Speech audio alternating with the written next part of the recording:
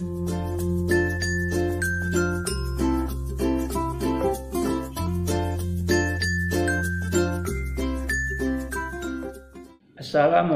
warahmatullahi wabarakatuh. Perkenalkan, nama saya Naufal Faiz Nasution dengan NIM 21030614 dari kelas Peternakan B, Fakultas Pertanian, Prodi Peternakan, Universitas Sumatera Utara, dengan dosen pengampu Ibu Tati Vidiana Sari, SPT MP. Di sini saya akan menjelaskan praktikum biokimia tentang sistem metabolisme air pada hewan ternak. Yang pertama, jelaskan 3 sistem kompensasi pada tubuh ternak.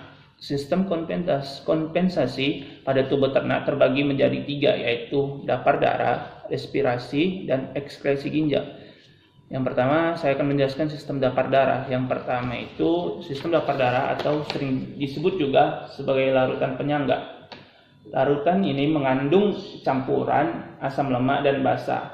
Konjugasinya atau sebaliknya, secara alami sistem dapar bikarbonat digunakan untuk mengatur pH darah karena darah mengandung sistem dapar asam bikarbonat dan garam bikarbonat untuk mempertahankan pH darah agar tetap normal.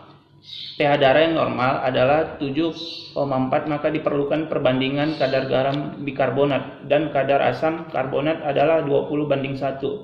Yang kedua, sistem respirasi adalah sistem respirasi ini melibatkan pemasukan O2 dan pengeluaran CO2 di alveolus, lalu transportasi dari alveolus menuju ke jaringan dan transportasi dari jaringan menuju alveolus yang membawa CO2, begitu seterusnya.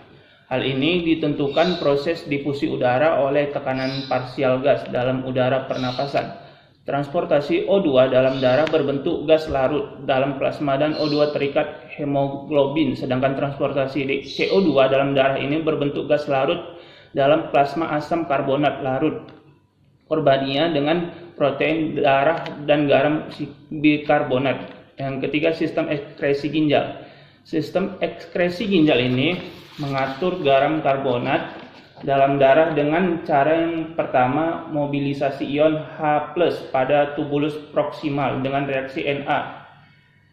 Di tubulus distal ditukar dengan Na. Yang ketiga adalah membentuk amonia menggantikan Na yang terpakai ketika proses nomor 2 terjadi. Yang kedua, saya akan menjelaskan secara singkat proses metabolisme air di dalam tubuh ternak. Yang pertama, air masuk ke dalam mulut. Air masuk ke dalam mulut menuju saluran pencernaan.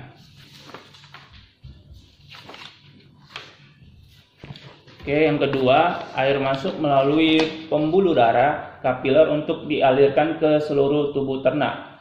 Yang ketiga, air membantu jantung memompa darah ke seluruh tubuh ternak. Saat air sampai di paru-paru terjadi pertukaran oksigen dan karbodioksida. Lalu keempat, terjadi pada organ hati. Pada tahap ini akan membantu metabolisme karbohidrat, lemak, dan protein. Yang kelima, akan pada akhir menuju ginjal. Pada tahap ini air membantu ginjal pada ternak proses penyaringan zat-zat sisa lalu dikeluarkan bersama air seni atau urin ternak tersebut. Yang ketiga, saya akan menjelaskan manakah sumber air pada tubuh ternak.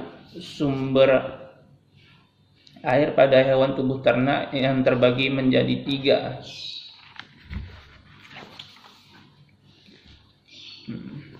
Yang pertama, sumber air pada tubuh ternak. Yang pertama adalah air minum. Air bersih yang bersuhu ruang dan terbebas dari cemaran bahan-bahan berbahaya yang terkandung. Golongan air yang cocok untuk ternak adalah golongan C. Air yang terkandung dalam pakan seperti pada pakan rumput, pakan konsentrat, dan jenis pakan yang lainnya. Lalu yang ketiga, air metabolik, air yang didapat sebagai hasil dari oksidasi makanan, sintesan molekul yang kompleks di dalam tubuh ternak. Oke, yang keempat, saya akan menjelaskan bagaimana cara menghitung air metabolik.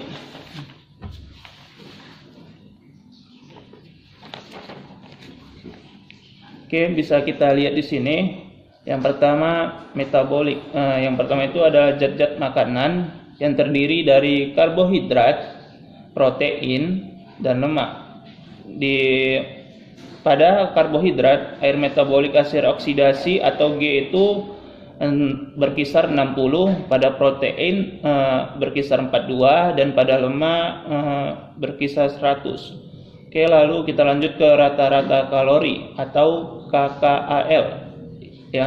Pada karbohidrat berkisar 400, pada protein berkisar 400, pada lemak berkisar 900, dan air metabolik per 100 kcal energi metabolis pada karbohidrat berkisar 15,0, pada protein berkisar 10,5, pada lemak berkisar 11,1.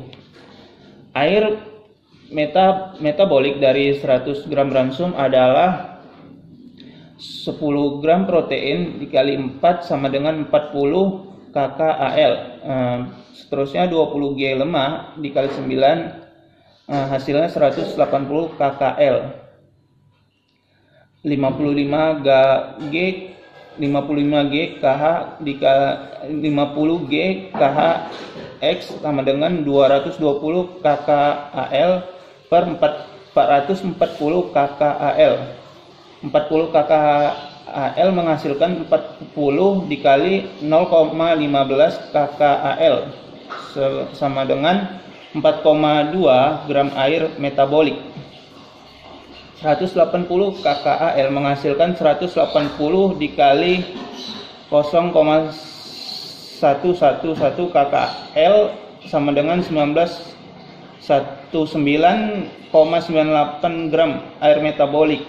220 kcal menghasilkan 220 dikali 0,150 kcal sama dengan 33 gram air metabolik. 57 gram air metabolik. Jadi bila energi ransum 1 kcal, maka air metabolik yang dihasilkan 57 gram. Oke, yang kelima saya akan menjelaskan faktor apa saja yang mempengaruhi ekskresi dan kebutuhan air pada hewan ternak.